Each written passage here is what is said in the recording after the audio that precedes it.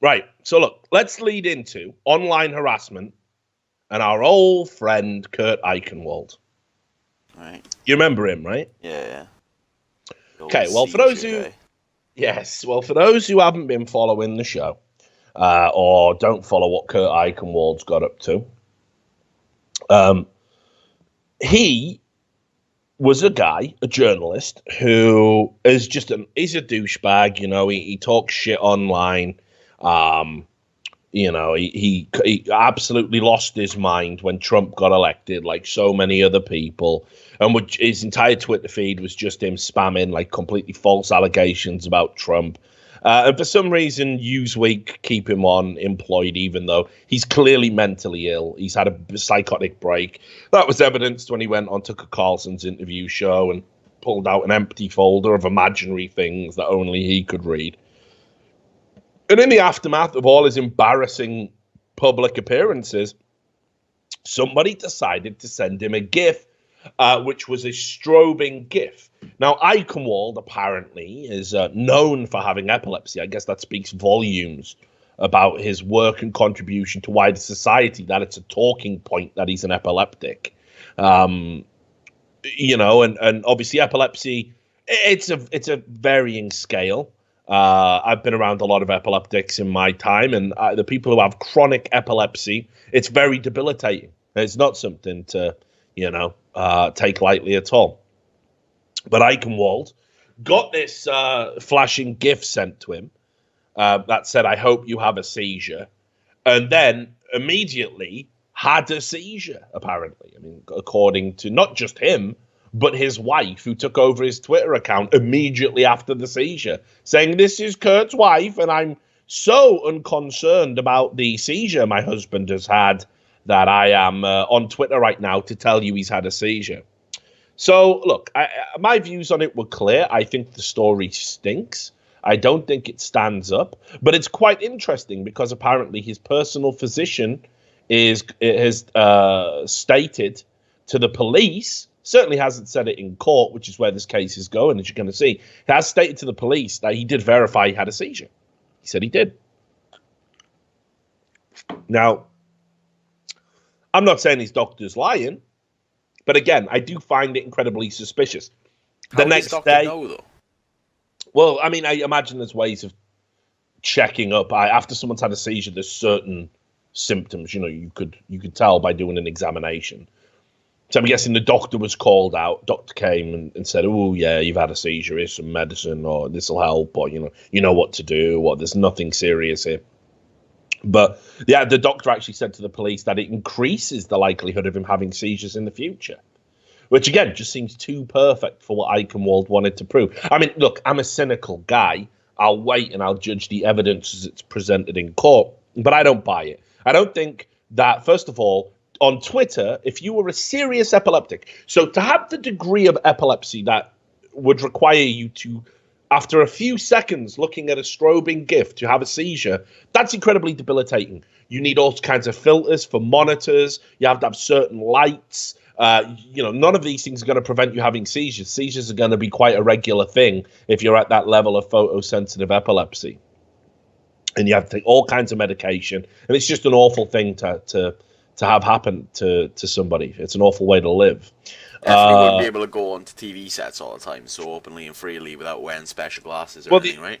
Well, this is the interesting thing. I think it might even have been the next day after the seizure. He did go on TV saying, "Troll's not going to stop me," tweeted out about it, and did a TV appearance and seemed perfectly fine and lucid.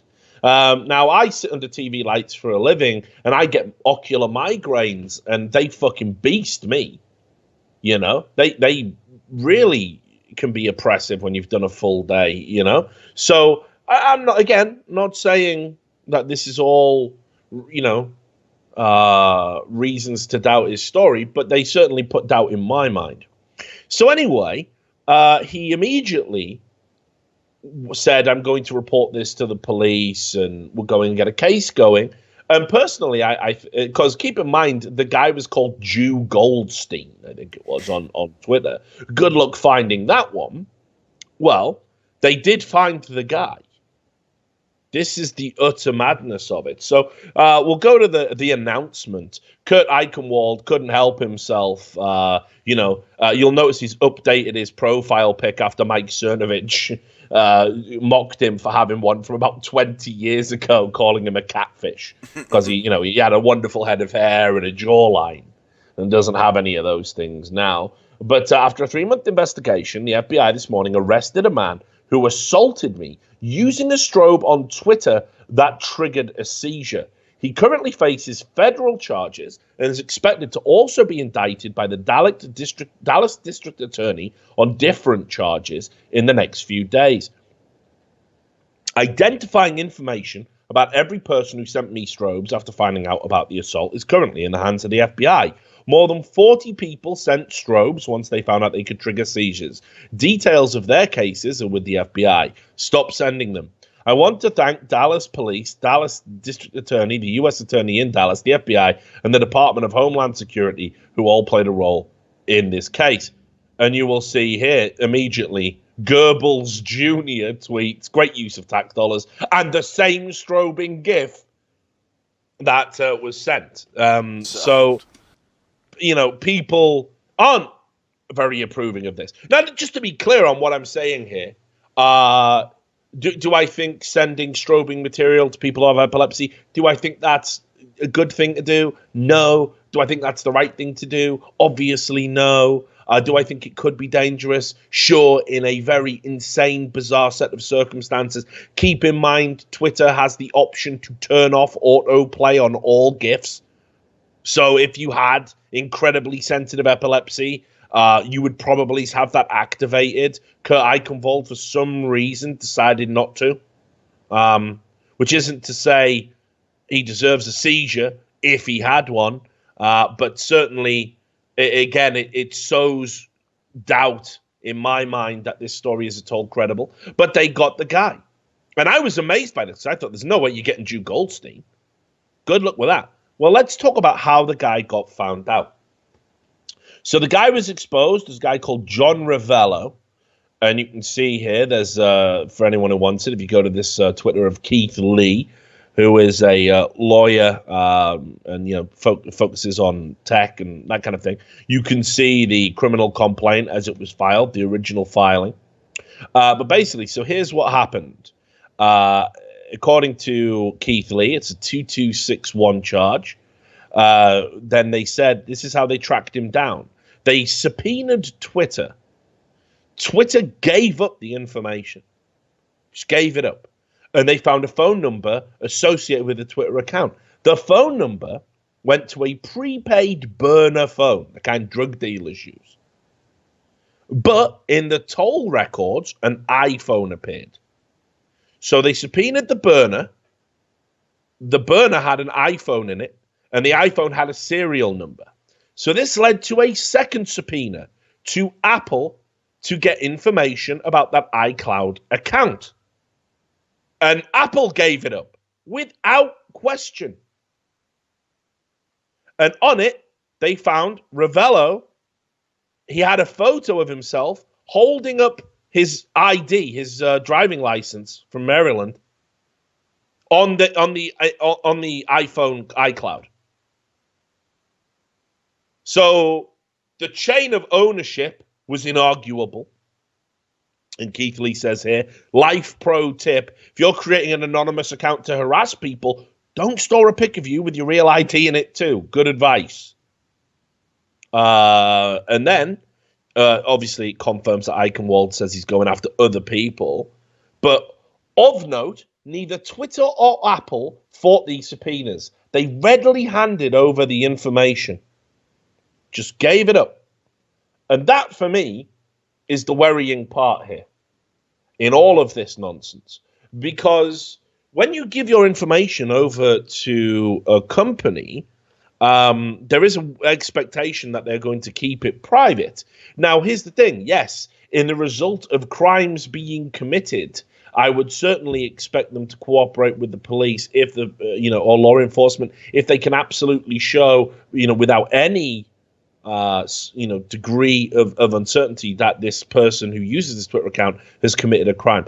I'm still not on board with the whole sending a GIF thing being a crime.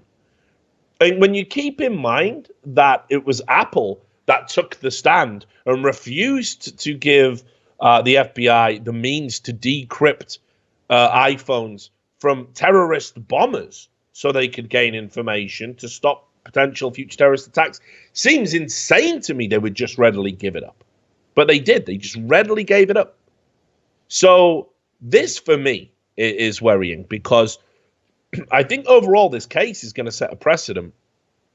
For the longest time, the left have been wanting to reframe what happens online, interactions online. They've been wanting to frame it as violence. Words are violence. Hurt feelings are the same as hurt bones. And even though we've got no evidence that this guy has had a seizure or whatever, the mere assertion that he's had one is enough for Twitter to just comply and give up all of the details of the person that sent the offending GIF. Well, I'm worried about where that ends, because you'll see this here. This was reported in NBC News the day of us recording this. A Texas grand jury, like, why did it have to be Texas, by the way? Lord help us. They are militant down there. They are committed to God's justice. A Texas grand jury has said a GIF is a deadly weapon. That's the charge John Ravello faces. He is assault with a deadly weapon. That's retarded as fuck. Now, keep in mind, to be classified as a deadly weapon, it is an instrument that, when deployed, can issue deadly force. So a knife, a gun, these are deadly weapons. A blunt instrument can be a deadly weapon. Not always, by the way. It's been argued in several cases, many cases, that when people have attacked assailants with sticks or even baseball bats, that it's not necessarily a deadly weapon. And people make this argument to get a reduced sentence. A GIF is a deadly weapon, up there with a gun or a knife. Now, that's it. If sent to an epileptic, a GIF is a deadly weapon. Now, just to play a little bit of devil's advocate here, John Ravello did say to other users, I hope this sends him into a seizure, and I spammed this Eichenwald, let's see if he dies. Which, it's going to be very hard to defend yourself on the grounds of intent.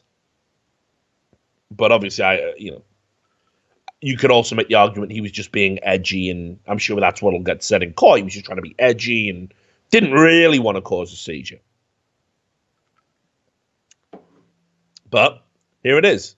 It's the first time that anyone has been prosecuted for sending a gift to somebody else. And basically, the ramifications of this is that it's expanding on what electronic communication can do, because there was a federal cyberstalking law in place, and it criminalizes using electronic communication with the intent to injure, harass, intimidate, or kill a victim. But obviously, with the First Amendment being in place in America, the right to freedom of speech, obviously it very rarely gets expanded beyond that. It's mainly used for revenge porn or email death threats. That's as far as the legislature's ever gone. Now this legislature can directly be linked to what you tweet can cause physical harm. And as I said, it'll start with the seizures, because this is the slippery slope fallacy, Richard.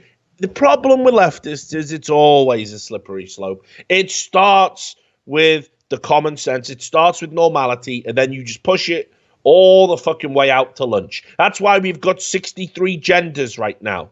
3 wasn't enough. Allowing you to be gender fluid wasn't enough.